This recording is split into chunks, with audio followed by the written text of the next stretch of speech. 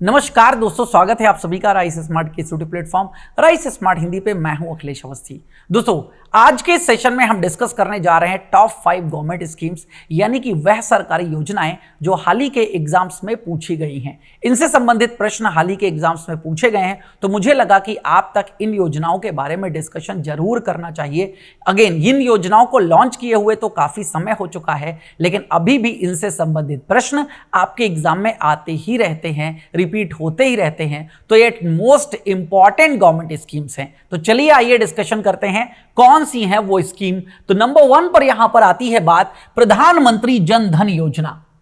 सुना होगा आप सभी ने, जन धन योजना सरकार ने लॉन्च करी थी 15 अगस्त 2014 को लाल किले की प्राचीर से। देश के प्रधानमंत्री नरेंद्र मोदी जी ने इस स्कीम के बारे में बताया था, संबोधन किया था कि ऐसी कोई योजना हम लॉन्च करने वाले हैं जिसके अंतर्गत लोगों के खाते खोले जाएंगे। और दोस्तों, बहुत जल्द 15 अगस्त को उन्होंने लाल किले की प्राचीर से अनाउंस किया था और 28 अगस्त को इस योजना को लागू कर दिया गया। तो इस योजना के अभी 9 साल बीत चुके हैं। और एक और उपलब्धि इस योजना की है, अभी हाल ही में 50 करोड़ अकाउंट पूरे कर लिए हैं। किसने? जन धन योजना ने। 50 करोड़ अकाउंट पूरे कर लिए किसने? जन धन योजना ने। तो बेसिकली ये योजना क्या है? इस योजना के अंतर्गत उन लोगों का खाता खोला जाता है जिनके पास पहले से कोई बैंक अकाउंट नहीं है। उन जगहों पर बैंक खाते खोले जाते हैं जहां तक अभी बैंकिंग सर्विसेज नहीं पहुंची हैं। जीरो बैलेंस का अकाउंट होता है। जो अकाउंट यहां पर ओपन किया जाता है वो फाइनेंशियल इंक्लूजन के अंतर्गत, यानी कि वित्तीय समावेशन, ये पूरा एक टाइटल है जिसके अंतर्गत बैंकिंग सर्विसेज अनबैंक्ड एरियाज तक पहुंचाई जाती हैं और BSBDA नाम का खाता यहां पर खोला जाता है। BSBDA जिसका फुल फॉर्म है basic saving bank deposit account. क्या फुल फॉर्म है इसका?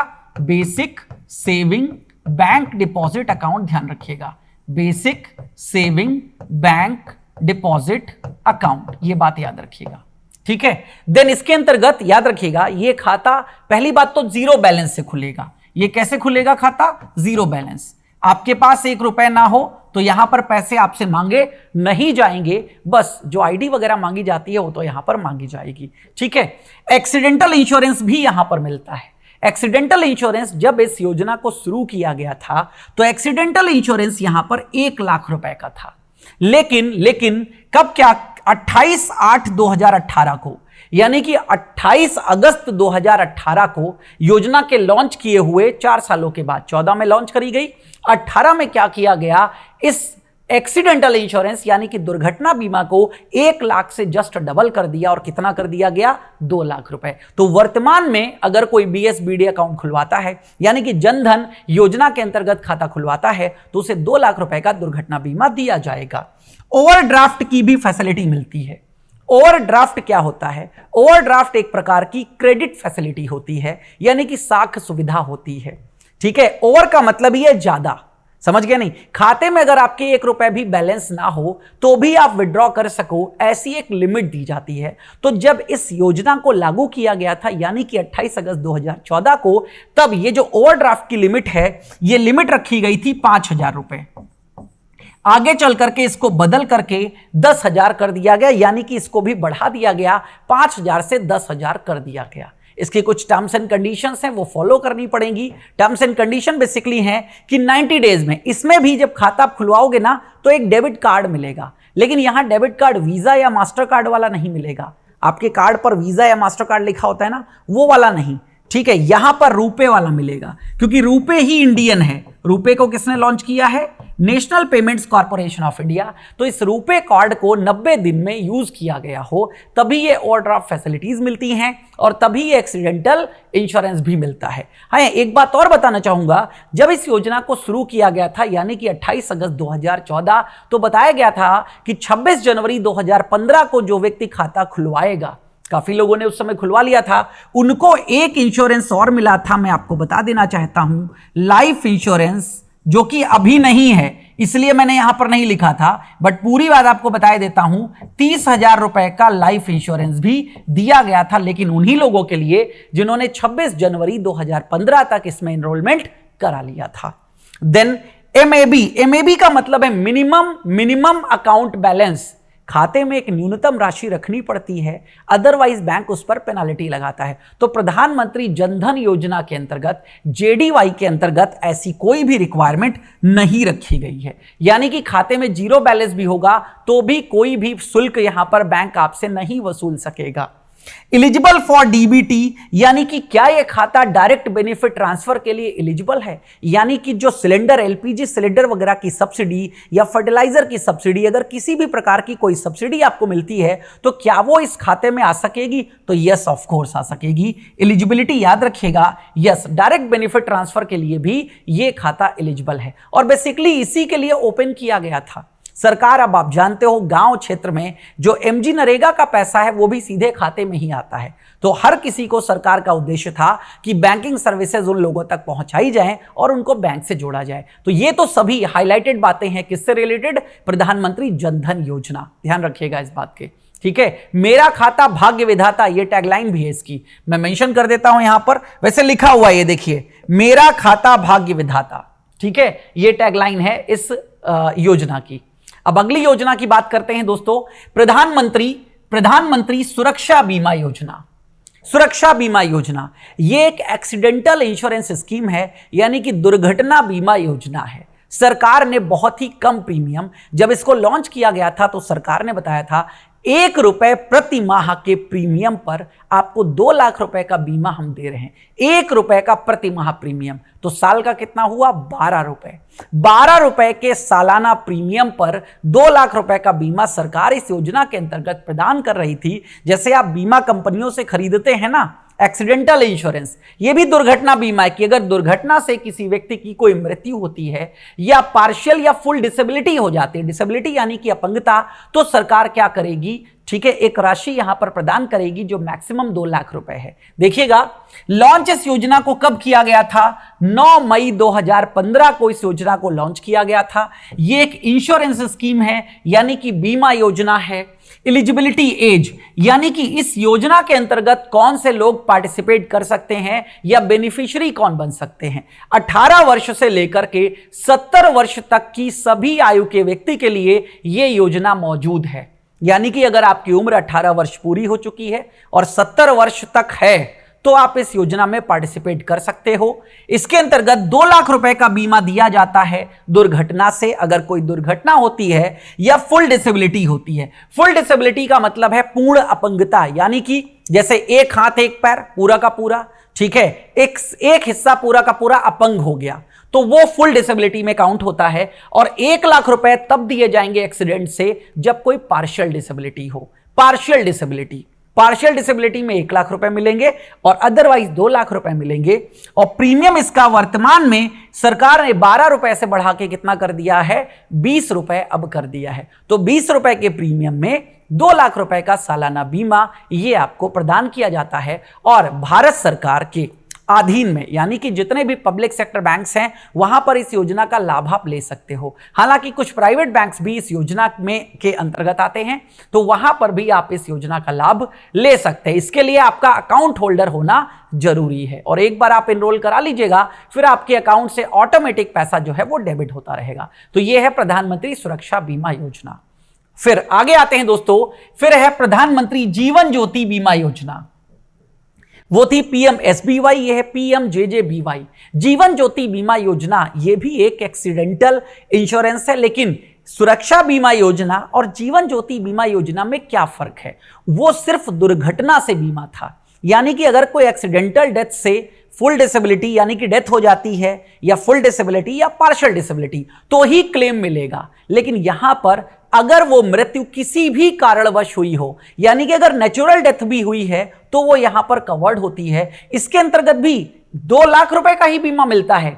प्रीमियम इसका ज्यादा है। क्यों ज्यादा है? क्योंकि इसने सभी प्रकार की डेथ यानी कि सभी प्रकार की मृत्यु का कवरेज दिया हुआ है। यहां यह शर्त नहीं है कि एक्सीडेंट से ही हो, किसी भी कारणवश। तो इसको भी 9 मई 2015 को लॉन्च किया गया था। यह भी एक बीमा योजना है। अब देखिएगा नेचुरल डेथ, अब 70 वर्ष की अगर आयु यहां रखेंगे जो सुरक्षा बीमा योजना में है, तो नेचुरल डेथ तो 70 तक हो ही जाएगी, फिर तो सरकार को एक तरीके से सभी को क्लेम देना पड़ेगा, इसलिए इसकी आयु घटा दी है। अगर आप इसको खरीदना चाहते हैं तो 18 से 50 वर्ष के बीच में आपकी उम्र होनी चाहिए, लेकिन 50 वर्ष में अगर आपने खरीद लिया और आगे आप हर साल प्रीमियम भरते जा रहे हैं तो 55 वर्ष की आयु तक इसका लाभ मिलता है। जो रिस्क कवर रहेगा कब तक रहेगा? 55 वर्ष तक रिस्क कवर रहेगा। यानी कि अगर मान लीजिए, इसका एग्जांपल यह है, मान लीजिए मैं 54 इयर्स का हूं तो मैं इसमें इनरोल नहीं करा सकता, लेकिन अगर इनरोल मैंने 49 इयर्स में करा लिया था तो अब हर साल मैं प्रीमियम भरता जा रहा हूं तो मैं 54 या 55, मतलब मैक्सिमम 55 है, 55 तक मैं इस योजना का लाभ ले सकता हूं, क्योंकि 55 के बाद सरकार ये मानती है ये एवरेज एज है। इसके बाद नेचुरल डेथ में भी हो जाए, कोई जरूरी नहीं है, बट में भी ऐसा हो तो फिर सरकार को क्लेम देना पड़ेगा। इसलिए ज्वाइन करने के लिए 18 से 50 और रिस्क कवर रहेगा 55 वर्ष की आयु तक। रिस्क कवरेज 2 लाख रुपए का है, यहां पर भी कितने रुपए का है तो यह बात याद रखिएगा, 2 लाख रुपए का रिस्क कवर यहां पर मिलता है। ठीक है, ड्यू टू एनी रीजन, किसी भी तरीके से। प्रीमियम यहां पर जब इस योजना को लॉन्च किया गया था, अगर पुराना मैं प्रीमियम बताऊं, जैसे सुरक्षा बीमा योजना में आपको मैंने बताया 12 रुपए, इसका प्रीमियम जो रखा गया था वो 330 रुपए रखा गया था, 330 रुपए, और अब इसका जो प्रीमियम है बढ़ा करके 436 रुपए कर दिया गया है। तो 436 रुपए में 2 लाख रुपए का बीमा, यह बात याद रखिएगा। चलिए आते हैं अगली योजना पर। अगली योजना है दोस्तों अटल पेंशन योजना। जैसा कि आप नाम से ही जानते हैं ये एक पेंशन योजना है। ठीक है, ये बीमा योजना नहीं है, पेंशन योजना है। यहां पर सरकार गारंटीड पेंशन प्रदान करती है। बेसिकली इस स्कीम को लागू किया गया था अनऑर्गेनाइज्ड सेक्टर के लिए, यानी कि असंगठित क्षेत्र के लिए, जिसको किसी भी प्रकार से कोई भी सामाजिक सुरक्षा नहीं मिल रही है। अगेन, जो लोग सरकारी नौकरी कर रहे हैं वो एनपीएस का हिस्सा हो सकते हैं, यानी कि जो न्यू पेंशन स्कीम है उसका हिस्सा हो सकते हैं।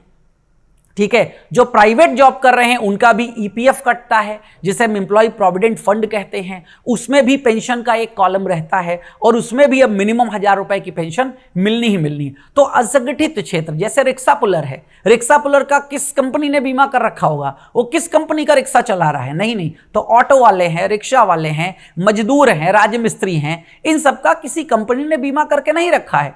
तो अगेन याद रखिएगा, इनको अपने सामाजिक सुरक्षा के लिए सरकार ने ये योजना लॉन्च करी थी। यहां पर आपको पहले से बताना पड़ेगा कि आपको कितनी पेंशन चाहिए, 1000 रुपए चाहिए, 2000, 3000, 4000, 5000, ये पहले आपको चूज करना पड़ेगा, क्योंकि इसी के अकॉर्डिंग आपका कंट्रीब्यूशन अमाउंट डिसाइड किया जाएगा। कंट्रीब्यूशन अमाउंट डिसाइड किया जाएगा कि कितना आपको कंट्रीब्यूट करना है। तो इस योजना को भी 9 मई 2015 को ही लॉन्च किया गया था। ये एक गारंटीड पेंशन स्कीम है, योजना है। अब इसमें एंट्री एज कितनी है? 18 से 40 वर्ष। यानी इस योजना का अगर कोई भी लाभ चाहता है तो कम से कम 18 वर्ष का हो और अधिकतम 40 वर्ष का हो, लेकिन 40 वर्ष तक प्रीमियम देना है। ठीक है, अगेन 40 वर्ष पे आप ज्वाइन करते हो। मिनिमम पेंशन के लिए 20 इयर्स का टाइम रखा गया है, यानी कि 40 वर्ष के आप हो गए हो तो ज्वाइन तो आपने कर लिया है, लेकिन पेंशन 60 वर्ष की उम्र से ही मिलेगी। अगर 40 के हो यानी कि आपको 20 साल ही जमा करना है, आपका प्रीमियम ज्यादा होगा। किसी ने 18 वर्ष में ज्वाइन किया है 60 साल तक, यानी कि उसको अगले 42 साल प्रीमियम देना है, तो उसका प्रीमियम क्या होगा? बहुत ही कम प्रीमियम होगा। और पेंशन कब से स्टार्ट होगी? 60 वर्ष से। एक सिंपल सा एग्जांपल जो इस योजना में बताया गया था वो मैं आपको यहां पर बता देता हूं। मान लीजिए किसी व्यक्ति की उम्र है 18 वर्ष, आप अपनी मान लीजिए, ठीक है, 18 वर्ष की उम्र है आपकी, और अगर इस योजना को चाहते हो तो 18 वर्ष के लिए अगर ये वाला स्लॉट आपने चूज किया है कि 1000 रुपए मुझे सालाना, 1000 रुपए मुझे ये पेंशन मिलती रहे, ठीक है, 1000 रुपए प्रति माह ये पेंशन हमें मिलती रहे, तो इसके लिए आपको 42 रुपीज का प्रीमियम देना होगा, 42 रुपए। अब 18 से 60 वर्ष तक दोगे, इस तरीके से लिया गया था कि 18 से 60 वर्ष तक दोगे, यानी कि 42 वर्षों तक आपको प्रीमियम देना है। तो 42 वर्षों तक प्रति माह 42 रुपए पे करते रहिए। कहा गया था एक बर्गर से भी कम कीमत में हम आपको क्या कर रहे हैं, ठीक है, एक पेंशन योजना का लाभ दे रहे हैं। और बाकी फिर 2000 चूज करोगे, 3000 चूज करोगे, 4000, 5000, इसकी पूरी एक टेबल आती है। वो टेबल आपको बताती है क्या प्रीमियम आपको पे करना है। मैंने तो जस्ट एक एग्जांपल के तौर पे जो गवर्नमेंट ने बताया था वो मैंने आपको बता दिया है। तो ये इसकी मेन कंडीशंस हैं अटल पेंशन योजना की, ये आपको ध्यान में रखनी है और कुछ नोट पॉइंट्स याद रखने हैं। समझिएगा वो क्या है। The monthly pension would be available to the subscriber. ये पेंशन किसको मिलेगी? जिसने सब्सक्राइब कर रखा है, यानी कि जिसने खरीदा है। एंड आफ्टर हिम, यानी कि जिस व्यक्ति ने इस पेंशन सिस्टम में पार्टिसिपेट किया था, किसी कारणवश अगर वो नहीं है, उसकी डेथ हो जाती है, तो उसके स्पाउस को, स्पाउस में याद रखिएगा दोनों काउंट हो जाती हैं। पति ने लिया है तो पत्नी को स्पाउस कहेंगे। स्पाउस के अंतर्गत पत्नी ने अगर इस योजना को लिया हुआ है तो पति स्पाउस में आ गया, तो उसके बाद उसके स्पाउस को मिलेगा। और स्पाउस के बाद एंड आफ्टर देयर डेथ, अगर स्पाउस भी आगे मर जाती है तो उसके बाद the pension corpus as accumulated at age of 60 वर्ष की उम्र में, 60 वर्ष तक इंतजार करो, 60 वर्ष की उम्र तक जो पैसा जमा हुआ था उसका जो भी अमाउंट एक्यूमुलेट होगा वो अमाउंट क्या किया जाएगा? नॉमिनी को रिटर्न कर दिया जाएगा। जो इस योजना के अंतर्गत नामांकित व्यक्ति होगा उस नामांकित व्यक्ति को यह पैसा दे दिया जाएगा। एक कंडीशन ये बताई गई यहां पर। दूसरा, in case of premature death of subscriber, death before 60 years of age, 60 के पहले ही डेथ हो गई। वहां पर डेथ कब हुई थी? 60 के बाद। 60 के बाद मान लीजिए 5 साल 10 साल तक वो रहा था, उसके बाद स्पाउस को मिल रहा था। समझ गए मेरी बात? यहां क्या है? In case of premature death of subscriber, पहले ही, बिफोर 60 ईयर्स ऑफ एज, 60 के पहले ही, spouse of the subscriber can continue contribution to API account. उसका जो स्पाउस है वो इसको कंटिन्यू रख सकता है। यानी कि 60 के पहले मृत्यु हो गई तो आपको प्रीमियम जो दे रहे थे वो तो देना पड़ेगा, ठीक है? तो अगेन वो देना पड़ेगा of the subscriber for the remaining vesting period. यानी कि मान लीजिए किसी की डेथ जो है, जिसने पार्टिसिपेट किया था, उसकी डेथ यहां पर 51 वर्ष में हो गई। 60 साल के लिए कितने वर्ष बचे हैं? 9।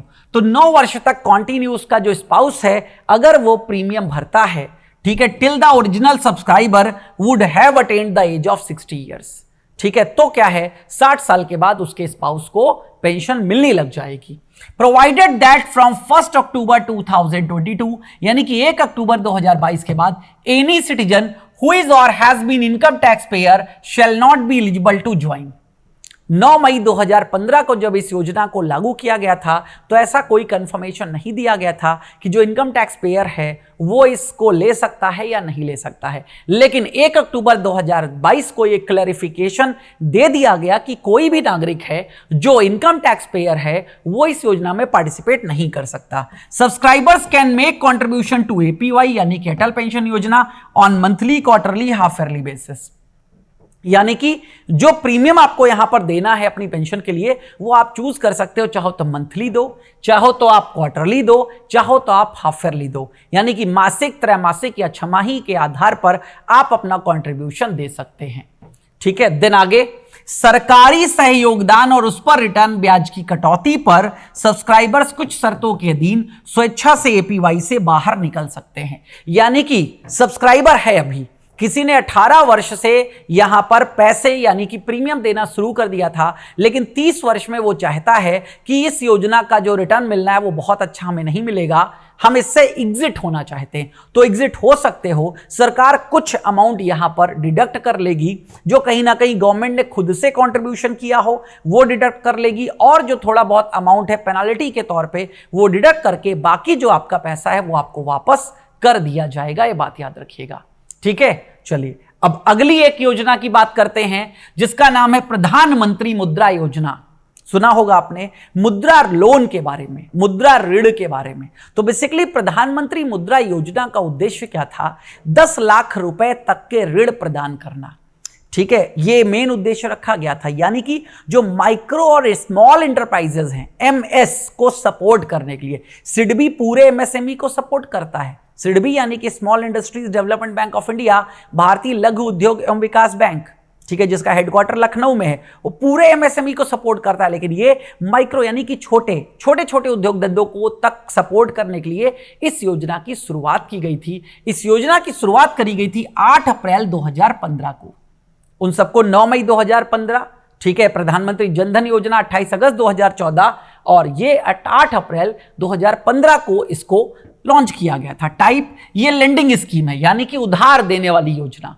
इसके अंतर्गत सरकार क्या करती है, 3 कैटेगरी बना दी गई है ऋण की, शिशु ऋण, किशोर ऋण, तरुण ऋण। जैसा कि मैंने आपको बताया कि 10 लाख रुपए is the maximum loan amount, 10 lakh रुपए मैक्सिमम है, तो 50,000 रुपए तक के ऋण को ये कहते हैं शिशु ऋण। और ये किसको दिया जाता है, रेडी पटरी वालों को, चाय वालों को दे दिया जाएगा। ठीक है, छोटे छोटे उद्योग धंधे, यानी कि जो काम 50,000 में शुरू हो सकते हैं, पकौड़ा व्यवसाय ले लीजिए आप, 60,000 50,000 रुपए के अंदर शुरू किया जा सकता है, तो ये शिशु ऋण 50,000 रुपए तक के लिए कहे जाते हैं।